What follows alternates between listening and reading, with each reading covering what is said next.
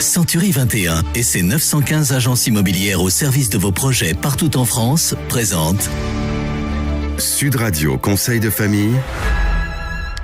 C'est Conseil de famille tout de suite avec Stéphane Moller. Bonsoir. Bonsoir Philippe Rossi. Vous êtes associé Stéphane au sein du cabinet VIA. Il est question de répartition des travaux votés en assemblée générale entre vendeurs et acheteurs. Et pour en parler, nous sommes avec Didier Brault, directeur syndic de copropriété dans le réseau Century 21 France. Bonsoir Didier. Bonsoir Stéphane, bonsoir Philippe. Alors on le voit Didier, la question des travaux en copropriété est importante, notamment en cas de vente des immeubles. Mais c'est toujours la même question qui revient. Qui paye les travaux qui ont été votés ? Tout d'abord, une précision. Lorsque le syndic fait voter des travaux en assemblée générale, il fait voter également le calendrier des appels de fonds de manière à s'assurer la trésorerie nécessaire pour financer le chantier.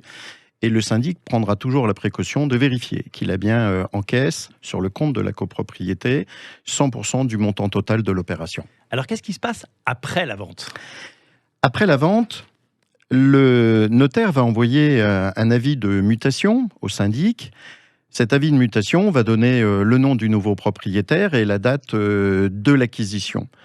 Dès lors, le syndic va intégrer sur sa base le nouveau propriétaire et va pouvoir lui adresser les appels de fonds à venir pour que ce soit lui qui prenne en charge les appels de fonds suivants. Alors qu'est-ce qui se passe si une convention a été conclue entre le vendeur et l'acheteur au sujet précisément du financement des travaux et de la prise en charge de ces appels de fonds ? On va utiliser un mot un peu barbare, Stéphane, pardon. Pour vous, vos auditeurs également, on va dire que cette convention n'est pas opposable au syndicat, à la copropriété et au syndic, parce que ces accords ne concernent pas la copropriété. Ces accords, cette convention, elle est passée entre un acheteur et un vendeur qui décide le règlement des appels de fonds à venir. Pour ce qui nous concerne, nous, syndic, ce que nous allons faire, c'est que nous allons appeler les fonds auprès du nouveau propriétaire sans tenir compte de la convention.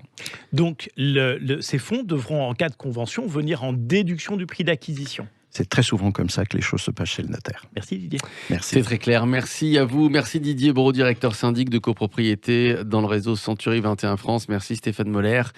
Conseil de famille à retrouver sur notre site sudradio.fr en podcast. Et puis toutes vos questions, je vous le rappelle, sur le site de Conseil de famille. Conseil avec un s-2-famille.com. C'était Sud Radio Conseil de famille. avec Century 21 et ses 915 agences immobilières au service de vos projets partout en France.